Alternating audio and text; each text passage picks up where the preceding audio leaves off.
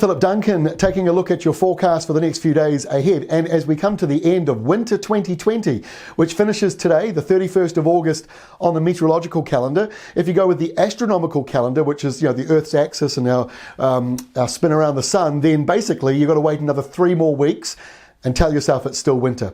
Let's take a look and see what's going on temperature-wise, because it is warmer than average before the cold change comes on Tuesday and Wednesday. So for Monday, these areas in darker shading, over 8 degrees above where you should be at this time of the year. And the areas in red, 4 to 8 degrees warmer than average for this time of year, for this date, the last day of August. Now, the first day of September, the first day of spring on the meteorological calendar shows a change down here from being up to 8 degrees above average during the day to being 2 or 3 degrees below average. So that's quite a big drop coming for you. Still warm in these areas to the north.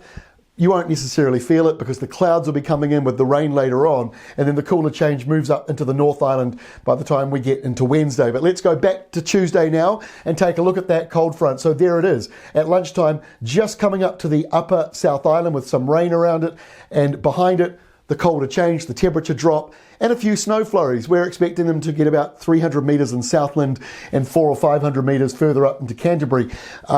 It might go a little below that, but it won't be much. It won't accumulate, that's for sure. So further up into the hills and ranges, it'll be snowing. And then behind that, there's actually a bit of a change. So it's not going to linger very long as a cold change. But Tuesday in the North Island, especially in the east, well above average, up to 22, 23 degrees, maybe even above that, as those nor'westers blow through. By Wednesday, you've got the temperature change now. So the eastern North Island does what the South Island did on Tuesday, does it on Wednesday. You go from being warmer than average to being colder than average as that southeasterly change comes in. Everyone else gets just a temperature reset back to normal with a few showers. And Aucklanders, our climate update's coming out today, and we are expecting it to be a drier than usual month, which means once again the pressure's back on Aucklanders to reduce your water consumption after August brought the rain clouds back. September is drying back out again, so these showers will not be much at all. Now, as we move through the week on Thursday, there's the next high. There's another high coming in behind it. Southern Ocean's very stormy, so we're going into that spring pattern, what I call an air pressure sandwich, and that's when you've got high pressure to the north along here, low pressure down to the south, and New Zealand gets the windy westerlies. That's the filling of the air pressure sandwich, and that's what we're going to be seeing as we go through this week. On Friday, no real change. The high's in charge to the north, so light winds. That will bring in cooler nights, but the days will be quite pleasant.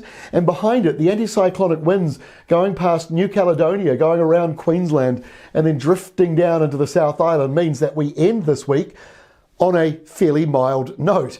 And as we go into Saturday, there's a bit of a cool change down here in the south. But again, high pressure to the north, low pressure to the south.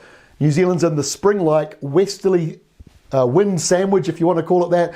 The air pressure sandwich continues on this weekend with more westerlies, and that means eastern areas will continue to be mild, and the north, which needs the rain, will continue to stay dry. So take a look at our climate update if you're curious to see what goes on with this big low and the next lot of highs. We'll be covering that one out later today. That's all from me. We'll see you again on Tuesday with our next weather update.